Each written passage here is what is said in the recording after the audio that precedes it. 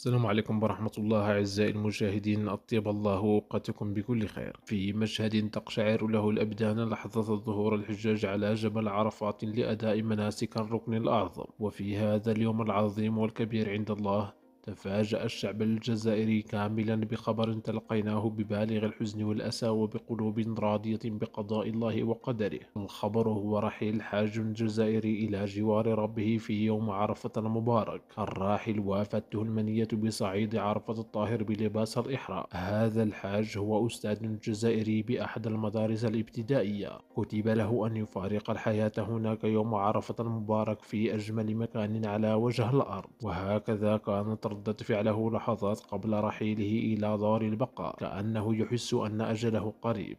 فاللهم ارحمه واغفر له واجعل قبره روضا من رياض الجنة يا أرحم الراحمين يا رب العالمين. أعزائي المشاهدين، دعواتكم له بالرحمة والمغفرة، جزاكم الله خير الجزاء.